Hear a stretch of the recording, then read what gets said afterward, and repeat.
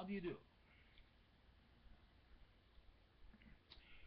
The time is 5:05 a.m. for Thursday morning, October the 25th, 2012 AD.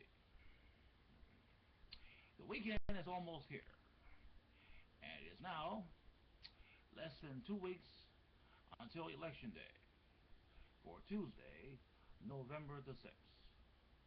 So please get out there and vote, either for Barack Hussein Obama II or Willard Mitt Romney. It is your decision, but more important, please get out the vote. Until next time, God willing, ciao and sayonara. See you on Election Day.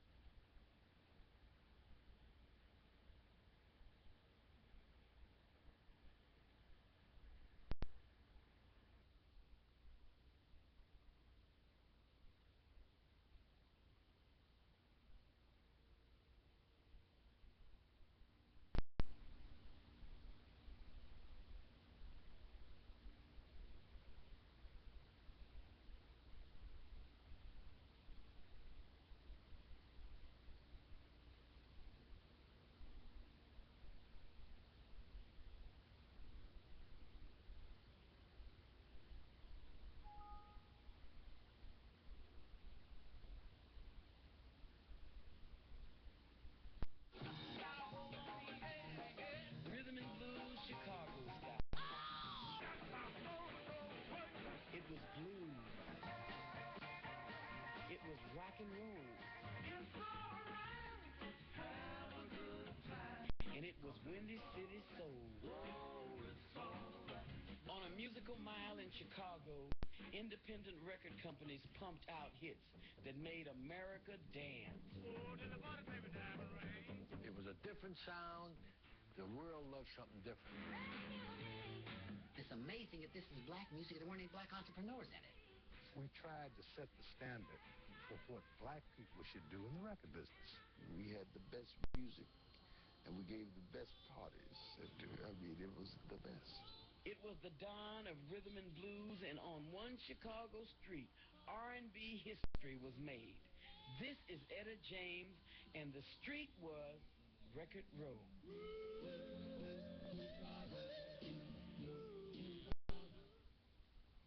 Major funding for Record Row, Cradle of Rhythm and Blues, was provided by the Corporation for Public Broadcasting.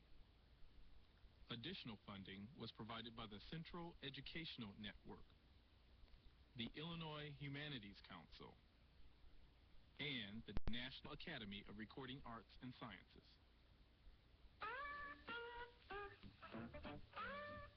Black Chicago. In the 1950s, it was booming. 800,000 African Americans called the Windy City home, and 2,000 more black folk arrived from the South every week. They came for jobs in northern factories and steel mills. They came for a chance at a better life. And in Chicago, they found so many ways to enjoy themselves. In Southside nightclubs and beer joints, they danced to live music and to records spinning on the jukebox. But to hear this music over the airwaves, black Chicagoans tuned their radio to one voice. Now it's time for your old friend and swing master, Al Benson. Thank you. And good morning, ladies and gentlemen. Here I am, all ready and all set to bring to you 30 minutes of red-hot, beat-me-down, bring-you-up spring tunes of today. And now it's on with the show.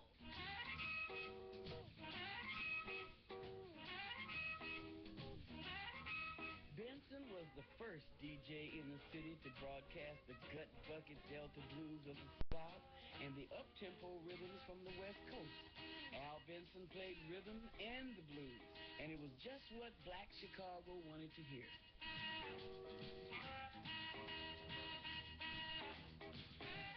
With Benson playing the music and blacks earning more money, sales of R&B records soared.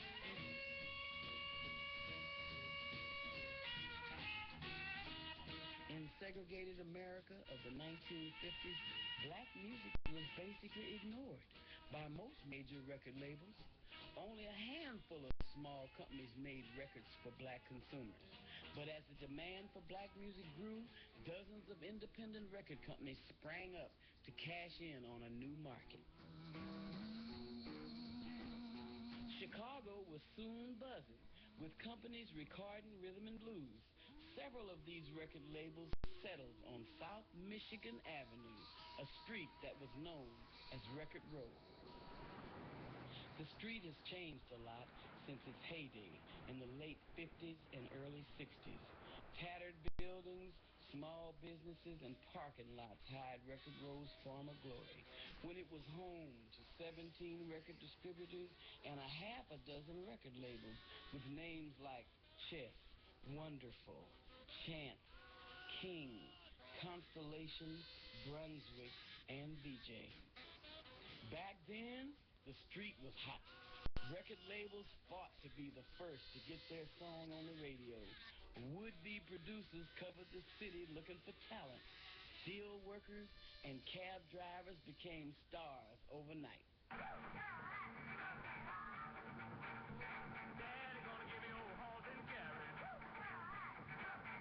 There was such an abundance of excitement that was created in this little area between Roosevelt Road and 22nd Street. Everyone knew everyone. We all ate at the same restaurant, Fats Restaurant in the New Michigan Hotel.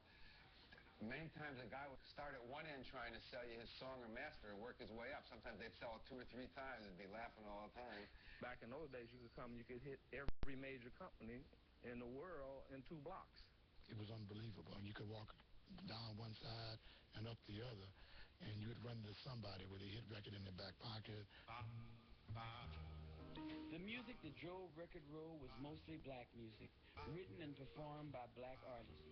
But most of the power was in the hands of white record men like Leonard and Phil Chess, 2 of the most loved, hated, and influential men in the black music industry. They came over from Poland with their family in 1928. My dad had a junkyard on 29th and State Street, and my brother and me used to go and help him through summer and on Saturdays. Right across the street was a little run-down shack.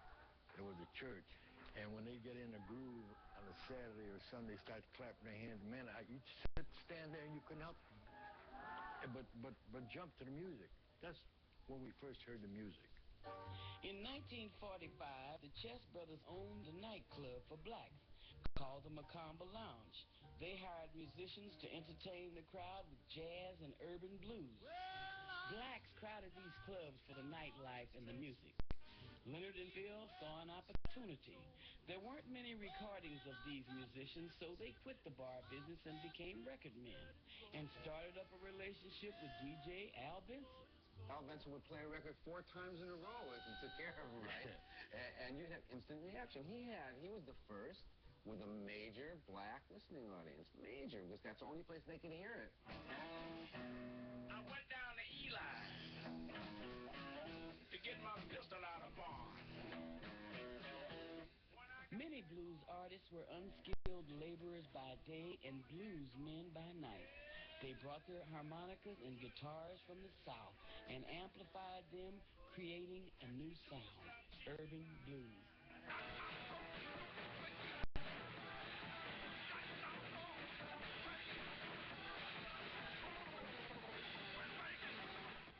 The first hitmaker for Chess Records was a truck driver named McKinley Morganfield, better known as Muddy Waters. Just don't work on you. Muddy's vocal style and bottleneck guitar playing were born in the Mississippi Delta, and his music influenced a generation of blues and rock musicians.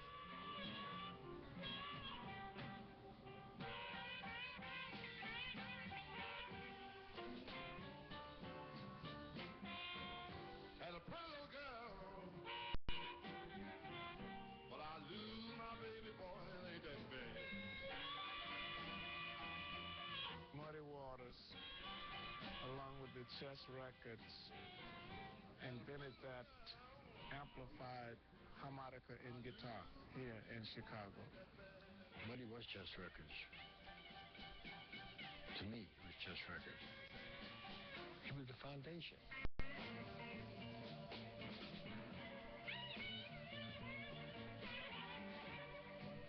And on that foundation, Chess built the #1 blues label in the world. Their artists were legendary: Howlin' Wolf, Little Walter, Sonny Boy Williamson, and Jimmy Rogers. The Chess brothers were equal partners in the company, but it was Leonard who was the driving force. He was a sharp businessman with a streetwise personality and a hot temper that spared no one, not even his own son. I went to ask him when I first started working there what my job was. He got really mad at me. How in the hell, what the are you asking me that? Watching me is your job. And when you're ready, I'll let you do something. You just got to watch me. You watch me eat. You watch me drive. You watch me talk. That's what he said. He got mad that I asked it. Leonard and Phil Chess knew the music, but they weren't of the music. So in 1951, Leonard hired bass player Willie Dixon to help out in the studio. When my baby kissed me and she squeezed me real tight, she looked me in the eyes and say, everything's all right. I get nervous. Willie Dixon soon became producer, talent scout, and songwriter for the label. His music propelled the careers of many blues artists and helped Chess and Chicago become a magnet for blues musicians. At one point in time, Chicago was the capital of the world in blues. You can ask the Rolling Stones or the Claptons or whoever came here. The blues is a basic backbone of just about every form of popular music there is in this century. When I was a young boy, at the age of 5, Chicago has produced, everybody that turned me on. But I must say that those guys, Howlin' Wolf, Muddy, and John Lee, the greats of gents, always. I always got the feeling that they looked upon us as little seeds they planted that would come home. Easy, honey. I have lots of fun. I'm a rolling stone. As unique and important as Chess was, there was another company just 6 blocks down the street that also made history, VJ Records, the most financially successful black-owned record company before Motown. Good night, sweetheart. It's time to go. VJ started in 1953 with a doo-wop group called the Spaniels. Their catalog covered blues, jazz, gospel, R&B, and rock and roll. In fact, VJ was the first American company to sign the Beatles. What you have to know about VJ Records is that the V stood for Vivian, and the J stood for Jimmy, which was Jimmy Bracken. Everything was special about VJ Records. When somebody said, what was special about VJ Records? Okay, VJ Records was started by a woman who had been a waitress in the Club de Lisa.